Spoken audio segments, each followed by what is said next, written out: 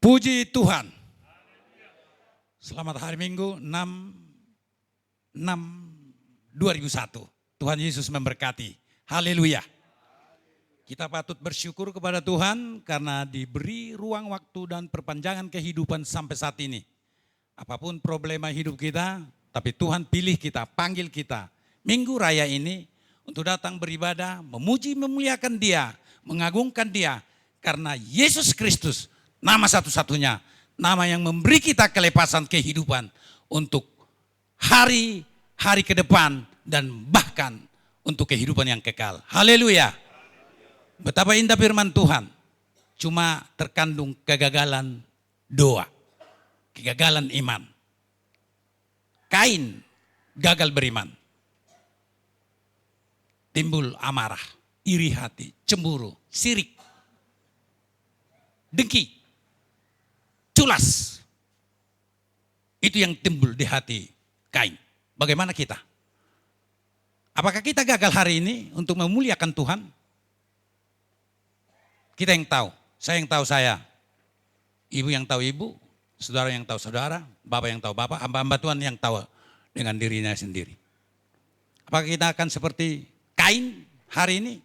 Tidak memperoleh apa-apa? Nah,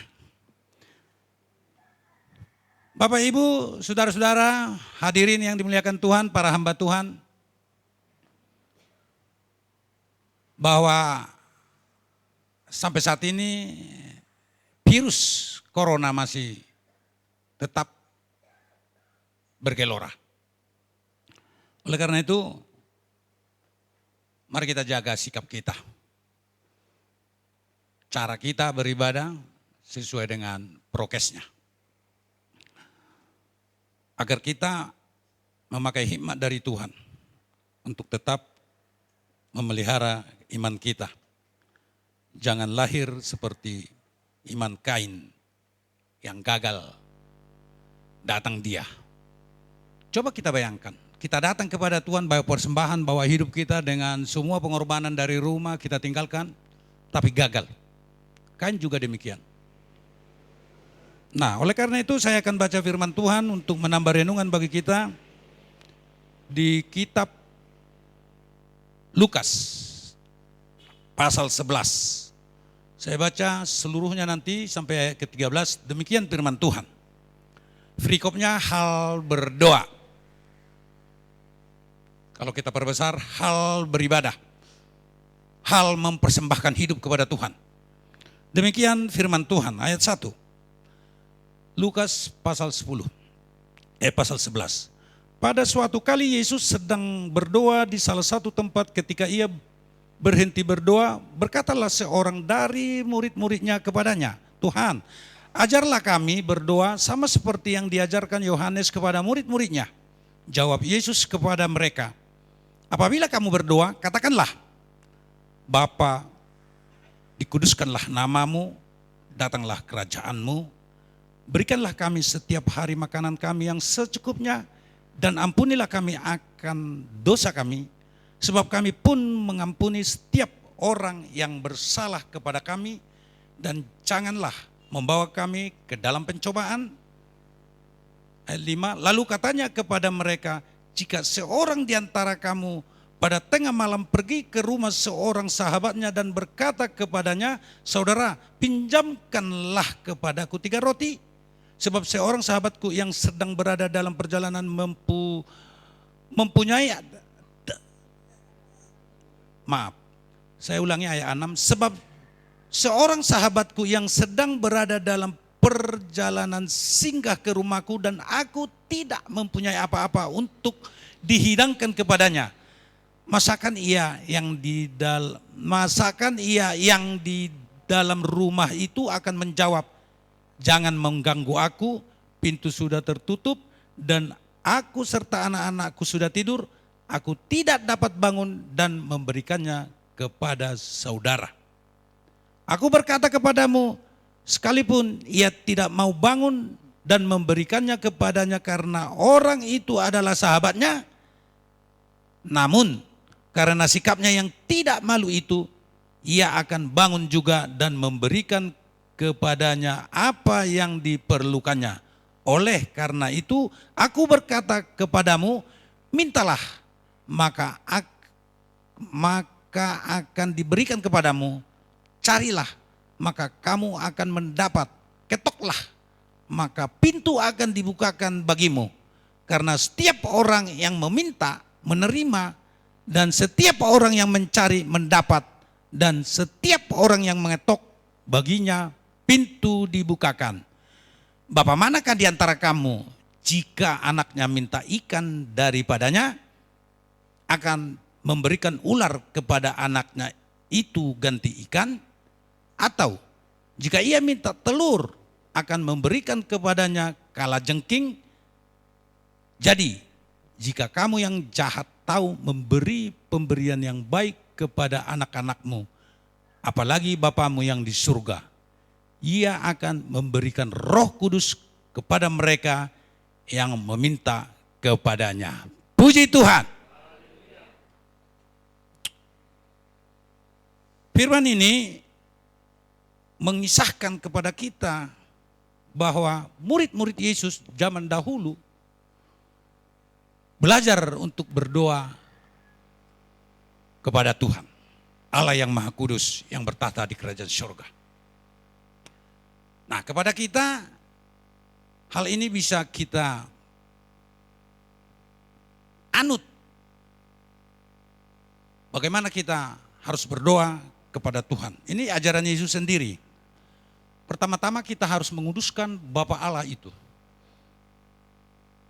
Allah pencipta langit dan bumi beserta segala isinya. Khalik langit dan bumi, itulah Allah Bapa yang Maha Kuasa.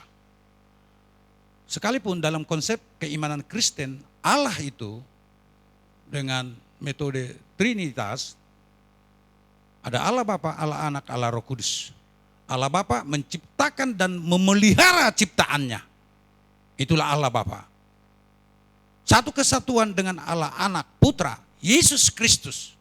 Yaitu Allah yang menyelamatkan dan menebus.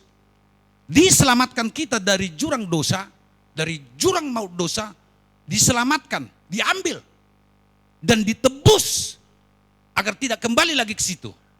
Agar tidak ada lagi kuasa apapun untuk membawa kita kembali kepada jurang maut dosa itu. Allah Roh Kudus, yaitu Roh Allah, Roh Kudus, Roh Kristus yang berkarya dalam setiap kehidupan umat yang percaya, termasuk kita, umatnya di Gereja Pentakosta Indonesia. Itulah Allah Roh Kudus. Allah Bapa, Allah Anak, Allah Roh Kudus. Satu kesatuan yang utuh tidak dapat dipisahkan. Nah, kita berdoa, diajarkan. Bapa, dikuduskanlah namamu, datanglah kerajaanmu. Kita kuduskan dia, kita undang dia datang kerajaan di dalam hidup kita. Kerajaan Allah bukanlah soal makan dan minuman, tetapi soal kebenaran, damai sejahtera, sukacita. Ada 3 hal pokok. Dalam kita pun beribadah ada 3 hal pokok. Pujian, syukuran, dan doa, baca firman, dengar firman. Oleh karena itu, datanglah kerajaanmu. Kita undang kerajaan Allah itu datang dalam kehidupan kita, berkarya. Ada kebenaran dalam memuji memuliakan Tuhan seperti kita hadir di sini. Kebenaran dalam berperilaku saat-saat kita di dunia nyata kita dalam mencari kehidupan kita. Atau saat belajar para mahasiswa-mahasiswa anak-anak sekolah. Benar-benar belajar. Tidak main-main. Walaupun kita hidup di dunia lahiriah fisik yang penuh dengan pengorbanan dan pencobaan dan masalah tantangan. Ini harus terpelihara di dalam kehidupan kita. Kebenaran, khususnya lagi untuk menuju kehidupan kekal. Kebenaran, hatimu, jiwamu, pikiran, perasaan, keinginanmu menyatu dengan hatimu.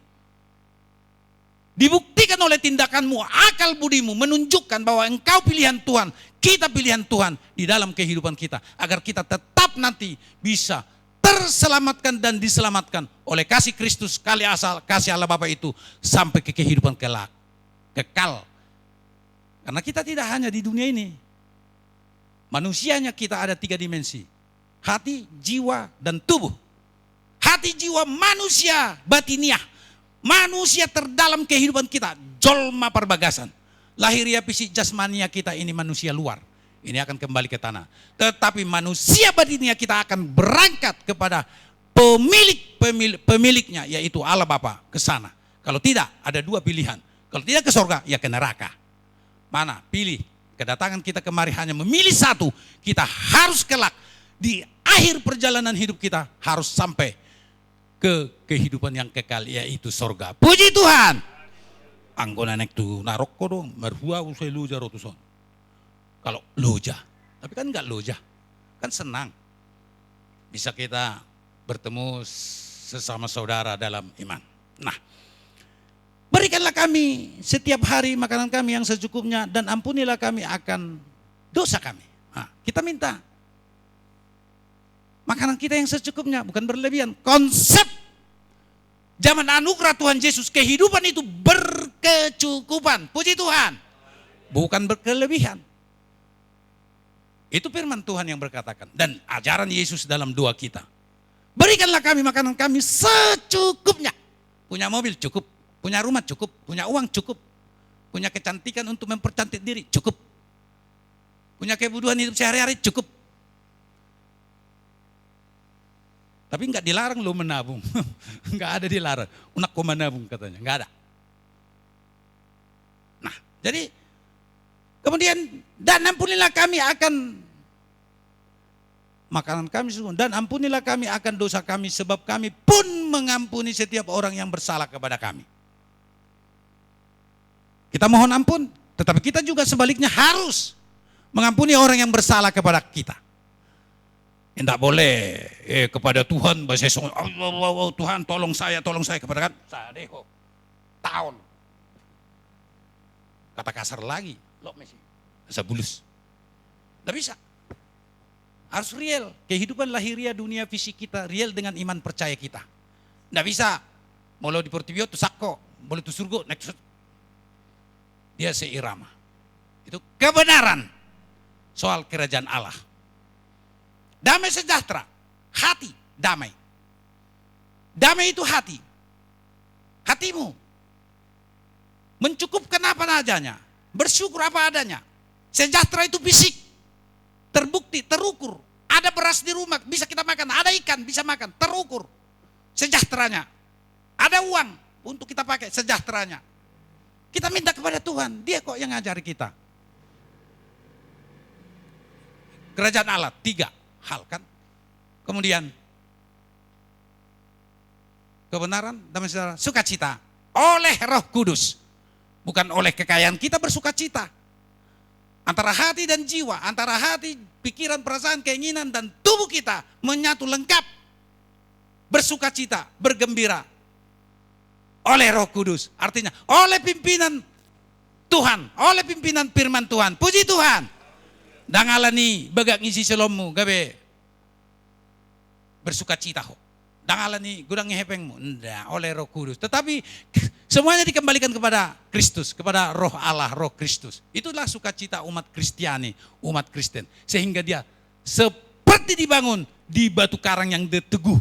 Seperti membangun rumah di atas batu. Demikianlah orang yang beriman kepada Kristus terbangun hidupnya, iman percayanya di batu karang, yaitu firman Kristus, Roh Kristus. Haleluya. Ini yang penting kita bangun dalam hidup kita. Oleh karena itu mari, jangan hanya kita mengejar sejahteranya yang terukur itu. Kogodangon, kogok. Tapi mari damai hati kita itu. Kemudian lalu katanya kepada mereka, jika seorang di antara kamu tengah malam pergi, ini salah satu contoh bagaimana keuletan kita untuk memohon kepada Tuhan. Dicontohkan di ayat 6 sampai ke ayat 7 ke ayat 8. Dicontohkan. Kita harus ulet, kita harus kuat, kita harus bersemangat untuk datang kepada Tuhan memohon. Sekalipun itu tidak langsung terjadi apa yang kita mohon kepada Tuhan. Tapi ada proses. Terkadang orang beriman kepada Tuhan tidak terlalu nampak kemewahannya. So kita namar tot di porbadia. Setiap orang yang dianugerahi oleh Roh Kudus, dipenuhi oleh Roh Kudus, tangan itu bersinar-sinar. Buhina, manang merapi-api tangannya, manang kekuatannya, manang sesongna, tongam, sangap, ipa sangap muluna. Enggak. Karena rohnya, hatinya, jiwanya terbentuk untuk berguna bagi kemuliaan Tuhan. Itu benar didokon. Itu sebabnya di kisah para rasul itu saat 120 orang Galilea, orang percaya kepada Kristus pada zamannya, dipenuhi oleh Roh Kudus. Mulut mereka, mulut yang 120 orang itu yang dikuasai oleh Roh Kudus. Berbahasa lidah asing. Puji Tuhan. Kenapa mulut? Karena mulut adalah sumber segala-galanya yang bisa membawa kita ke dalam jurang maut dosa. Jagalah mulutmu. Jaga, kita jaga, kita jaga. Mulut yang pertama sekali diurapi oleh Roh Kudus. Sehingga orang Galilea berbahasa lidah asing bahasa-bahasa dunia, orang-orang bahasa-bahasa yang mereka tidak ngerti, barangkali seperti kita orang Batak. Kalau kita berbahasa Batak, berdoa, dan kita dianugerahi urapan Roh Kudus, sehingga kita berbahasa Inggris, bahasa Prancis, atau berbahasa Ibrani, atau bahasa lain deh, sesuai dengan kehendak Roh Kudus itu, barangkali bahasa Batak kita itu belum memuaskan hati jiwa iman percaya kita mengungkapkan kemuliaan Tuhan di hadiratnya saat kita berdoa. Jadi dipakailah bahasa asing untuk mengungkapkan rahasia-rahasia Tuhan yang diketahukannya kepada kita, yang ditunjukkan oleh Roh Kudus itu. Puji Tuhan. Jadi bukan dipelajari. Seperti ada kegiatan gerakan Roh Kudus yang lain di gereja lain, barangkali ada yang dipelajari. Terserah mereka lah, mungkin teolognya yang mereka pakai. Nah, jadi oleh karena itu, mari kita kejar. Kerajaan Allah itu adalah soal kebenaran, soal damai sejahtera, soal sukacita oleh Roh Kudus. Nah, ayat 9, oleh karena itu aku berkata kepadamu, mintalah maka akan diberikan kepadamu. Minta. Kemudian carilah maka kamu akan mendapat. Cari, baru ketoklah, maka pintu akan dibukakan kepadamu. Kalau kita meminta kepada Tuhan, barangkali diberkatkannya masih separuh, masih sepertiga. Kalau kita hanya meminta, sepertiga kita dapat. Tapi kita harus kejar. Mari kita cari. Kita cari. Apa kecukupan kehidupan kita yang diberkatkan oleh Tuhan? Tambah sepertiga, jadi 2/3. Kemudian firman-Nya berkata, ketoklah lagi. Dibukakan pintu bagi kita. Tambah sepertiga. Sepertiga tambah sepertiga tambah sepertiga berarti 3/3. Penuh 1. Puji Tuhan. Tuhan memenuhi kebutuhan kita sesuai permohonan kita. Tetapi kita harus meminta, mencari, dan mengetoknya. Cari. Ala dasarnya dengan firman Tuhan. Puji Tuhan. Nah, karena itu setiap orang yang meminta menerima, dan setiap orang yang mencari mendapat, dan setiap orang yang mengetok baginya pintu dibukakan. Enggak ada hambatan. Firman Tuhan yang berkata, setiap orang yang meminta pasti menerima. Mintalah sama Tuhan. Dan setiap orang yang mencari pasti mendapat. Dan setiap orang yang mengetok pasti dibukakan pintu baginya. Pintu tobat, oke. Minta bertobat sama Tuhan. Pasti dibukakan pintu tobat bagi kita. Puji Tuhan. Beribadah, ikut Tuhan Yesus. Bukan hanya mindset berpikir kita hanya ke urusan duniawi. Nah, karena tadi firman Tuhan berkata, kerajaan Allah bukanlah soal makanan dan minuman, tetapi soal 3 hal. Kebenaran, damai sejahtera, dan sukacita oleh Roh Kudus. Karena dunia ini isinya hanya 3 juga. 1, keinginan daging, keinginan mata, keangkuhan hidup. Yang mana kita pakai itu? Yang mana bapak-bapak, ibu-ibu, saudara-saudara pakai itu dalam hidup setiap hari? Keinginan daging, holan kebutuhan di pertibion, dagingon. Atau keinginan mata. Mata takkan pernah puas memandang. Kapanpun itu. Sampai kita menutup mata yang terakhir, baru puas dia. Keangkuhan hidup. Nang binoto be. Hanya 3 isi dunia. Oleh karena itu mari kita menjauh dari sana. Ayat 11, Bapa manakah di antara kamu jika anaknya minta ikan daripadanya akan memberikan ular kepada anaknya itu ganti ikan, atau jika ia minta telur akan memberikan kepadanya kalajengking. Mama do ina-ina, ibu-ibu, sorry. Bapak-bapak do ibu-ibu. Ini udah dibuktikan. Sejahat-jahatnya mama, nangadong mangan upain na. Ilihat tanong itu anak kon na. Nanganong benang namin do. Kecuali nung mabuki yang kung mabuki siya makatay. Itulah firman Tuhan. Bapak mana? Apalagi Bapak. Di 13, jadi jika kamu yang jahat tahu memberi pemberian yang baik kepada anak-anakmu, apalagi Bapamu yang di surga, ia akan memberikan Roh Kudus kepada mereka yang meminta kepadanya. Puji Tuhan. Di samping kehidupan sehari-hari, kehidupan kita ini, di dunia nyata ini, yang paling penting kita minta adalah Roh Kudus. Minta Roh Kudus kepada Tuhan setiap detik. Kalau boleh, Tuhan Roh Kudus. Kalau udah di hatimu ada damai sejahtera, Roh Kudus sudah ada di situ. Dan oleh piri-piri kamu membayar parkir berapa mal kali, nggak ada kau jaga. Membayar parkir mana? Merungut-ungut dong, nggak ada Roh Kudus lagi, rohana. Nah, jadi setiap saat kita minta Roh, karena Roh itulah yang memimpin kita kepada kebenaran kehidupan. Puji Tuhan. Dan Roh Kudus itulah yang memimpin kita kepada kebenaran kehendak Allah yang Maha Kudus. Nah, oleh karena itu, Bapak Ibu, saudara-saudara yang dimuliakan kasih Yesus Kristus, sebenarnya ada pernyataan statement begini, saya bacakan. Tuhan tidak akan lebih baik kalau kita memujinya, ataupun lebih buruk kalau kita mencela Dia. Tetapi dengan memujinya, kita yang akan menjadi lebih baik. Dan dengan mencelanya, kita yang akan menjadi lebih buruk. Sebab Dia, Tuhan Yesus Kristus, tetap baik seperti apa adanya. Puji Tuhan. Itu pernyataan seorang beriman.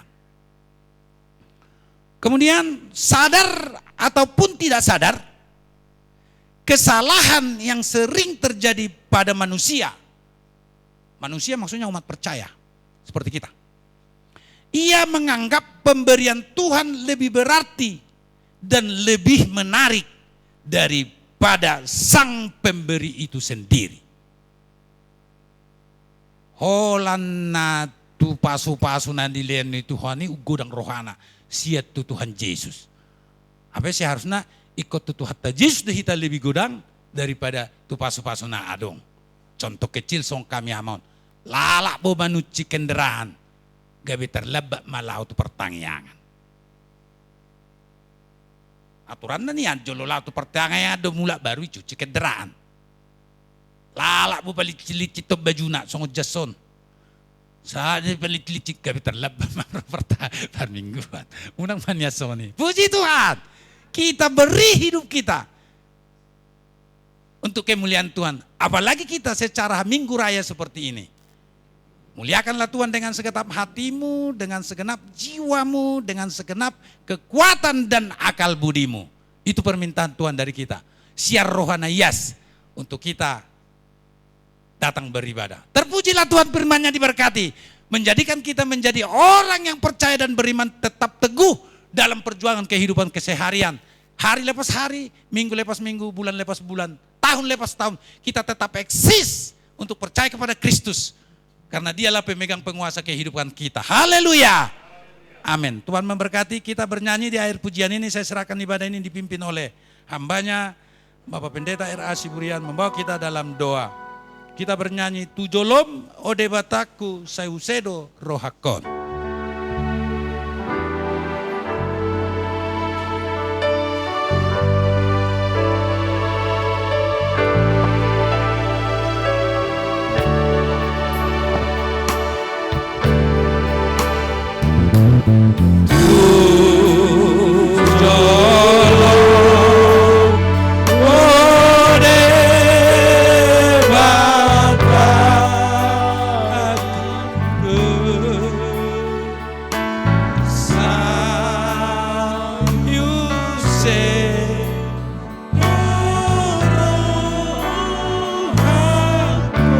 Pasia tangiak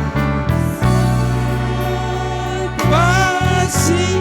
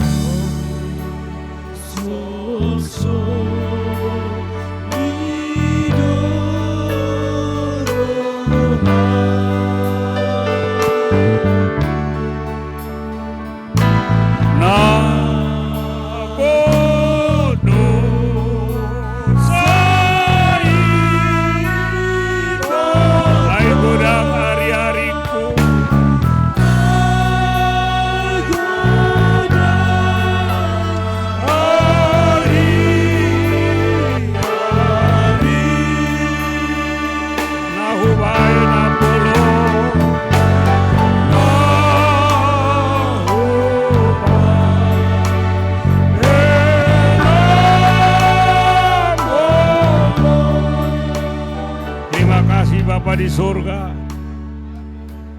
Bapa yang senantiasa memandang kami dari tempat kerajaan-Mu,